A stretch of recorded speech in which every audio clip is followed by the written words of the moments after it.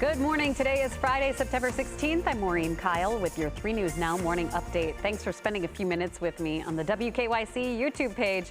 And we start with Hollie for a check of today's forecast. Hi, Hollie. Hey, Maureen. And I'll tell you what, we've got a great looking Friday. Had a little patchy fog again this morning in spots, but as we go hour by hour, we see temperatures really starting to climb. We'll have a mix of clouds and sun and end up right around 80. That's the snapshot at 2 o'clock today. And you want to talk about a great weather weekend. It couldn't have worked out any better for us considering everything going on. So obviously we've got high school football games this evening. 80 the high today. Temperatures will be in the 70s for the football that's happening tonight. And then we'll be in the 80s through the entire weekend. Guardians are playing. The Browns are playing. We've got tailgating. It's going to be so summery and mid-80s through Sunday and dry, I might add. Scattered shower and storm chances on Monday, but we are going to trend warm heading into next week. Maureen looks all the way into next Thursday. Wow. All right, Hollie, thank you so much. Well, the search continues this morning for a suspect that ran from police and shut down an entire neighborhood. It all started when Shaker Heights police ran the plates of this red Toyota and realized the car had been stolen at gunpoint in Cleveland. The 2 suspects in the car jumped out and ran through the neighborhood. Police told neighbors to stay inside and avoid the area if you're not there. I heard that they were looking for some guy and that supposedly he had jumped a fence just a street over. A couple minutes later,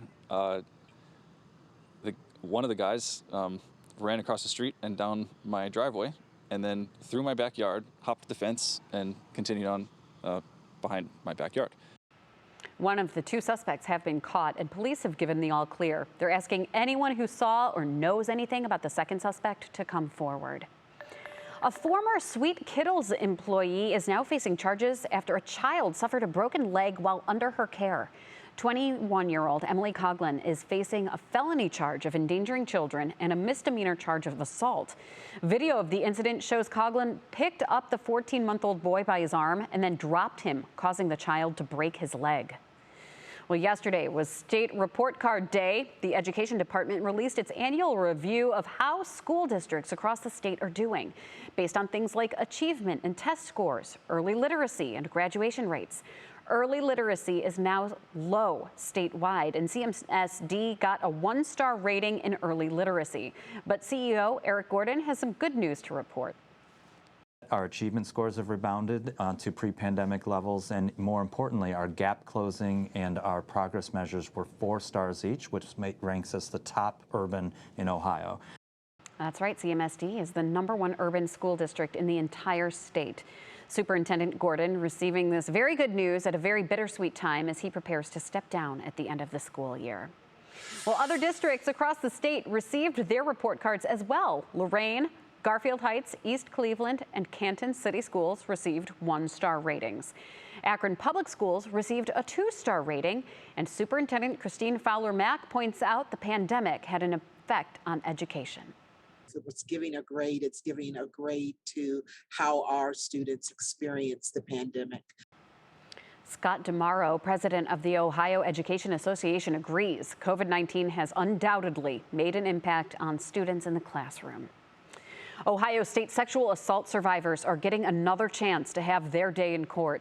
Last year, a district judge ruled the statute of limitations had expired, and former students and athletes who say they were sexually assaulted by Dr. Richard Strauss could no longer fight their case. This week, a panel of federal judges ruled in favor, saying their cases can continue. We spoke to one survivor who says Dr. Strauss molested him back in 1995. We're now back where we were before. And we're 5 years in. So we've all been going through this for 5 years. And then on top of it, the abuse that occurred, 20, 30 years ago. An Ohio State spokesperson says the school is reviewing the decision. The president and CEO of First Energy has abruptly retired as the bribery scandal investigation continues.